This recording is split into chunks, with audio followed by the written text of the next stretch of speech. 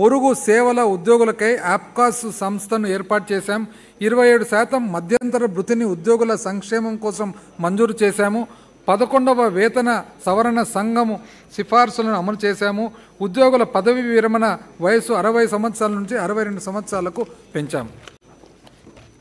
ఆశా వర్కర్లకు, గిరిజన సామాజిక ఆరోగ్య కార్యకర్తలకు, పురపాలక పొరుగు సేవల ప్రజారోగ్య కార్మికులకు, గ్రామీణ పేదరిక నిర్మూలన సంస్థ సెర్ప్కు చెందిన విలేజ్ ఆర్గనైజేషన్ అసిస్టెంట్లకు, పట్టణ పేదరిక నిర్మూలన కార్యక్రమం మెప్మాకు చెందిన రిసోర్స్ పర్సన్లకు, హోంగార్డులకు, మధ్యాహ్న భోజనం పథకం కింద పనిచేసే వంట సహాయకులకు, అంగన్వాడీ వర్కర్లకు మరియు సహాయకులకు మా ప్రభుత్వం వేతనం పెంచింది. పోలీస్ స్టేషన్లో 3,920 పోస్టులతో 4 బెటాలియన్లు మంజూరు చేయబడగా వారి నియామకం ప్రక్రియ కొనసాగుతుంది. మన రాష్ట్ర పోలీస్ శాఖలో పనిచేస్తున్న అధికారులు మరియు ఇతర ఉద్యోగులందరికీ మెరుగైన ప్రమాద బీమాతో కూడిన composite group personal accident insurance policy అమలు చేయబడుతుంది. నూతన పెన్షన్ పథకం కింద ఉద్యోగుల పదవి విరమణ అనంతరం ఎదుర్కొనే సమస్యలను పరిష్కరించడానికి మా ప్రభుత్వం మరింత లాభదాయకమైన, స్థిరమైన ప్రత్యామ్నాయంగా ఆంధ్రప్రదేశ్ హామీ పెన్షన్ పథకం జీపీఎస్ను అమలు చేయడానికి ముందడుగు వేసింది. దీని ద్వారా మన రాష్ట్రం కేంద్ర ప్రభుత్వంతో సహా ఇతర రాష్ట్రాలకు ప్రత్యామ్నాయ పరిష్కారం అందించగలిగింది. అధ్యక్ష, ఈ లాస్ట్ పోర్షన్ వచ్చేసి గత 5 సంవత్సరాలుగా మన ప్రభుత్వం సాధించిన విజయాలు. అధ్యక్ష, లెజిస్లేటర్స్ అందరూ కూడా, ప్రతి ఒక్కరు కూడా దయచేసి, ఎందుకంటే ఇవన్నీ మన ప్రభుత్వం సాధించిన విజయాలు కాబట్టి మీరందరూ కూడా చాలా గర్వంగా దీన్ని స్వీకరించాలని చెప్పి కోరుతున్నాను, ప్రతి ఒక్క పాయింట్ కూడా. అధ్యక్ష, 2018-19 సంవత్సరంలో 11% రాష్ట్ర స్థూల ఉత్పత్తి రేటుతో 14వ స్థానంలో ఉండగా 2023 సంవత్సరంలో రాష్ట్ర స్థూల ఉత్పత్తి రేటు 16.2% పెరగడం వలన 4వ స్థానానికి పురోగమించాం. అధ్యక్ష,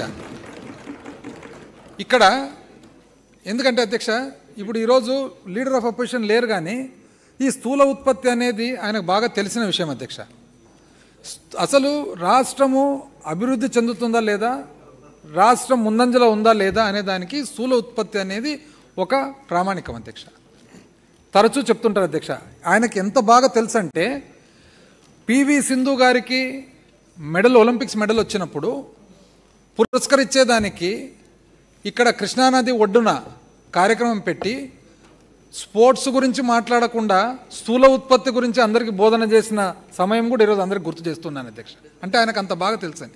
అయితే ఈరోజు మనము 14వ స్థానం నుండి 18-19లో 14వ స్థానంలో పెరుగుదల నుంచి ఈరోజు మనము దేశంలోనే మనం 4వ స్థానానికి వచ్చినామంటే ఇది సాధన కాదా, ఇది అభివృద్ధే కాదా, ఇది పరిపాలన వలన వచ్చిండేదా కాదా అని చెప్పి నేను అడుగుతున్నాను. ఈరోజు వాళ్ళు చెప్పొచ్చు. అధ్యక్ష, ఏమని చెప్తారంటే, స్థూల ఉత్పత్తి అంటే వాళ్ళు ప్రతిదానికి అంటే కాలుకేస్తే మెడకు, మెడకేస్తే కాలుకేసేది వాళ్ళకి అలవాటు. అధ్యక్ష, స్థూల ఉత్పత్తి పెరిగింది, ఇది నిజమా కాదా, ఇవి ఫిగర్స్ కదా అంటే దానికి కరస్పాండింగ్గా నేను చెప్తూ ఉన్నాను. అధ్యక్ష, రెవెన్యూ రాబడి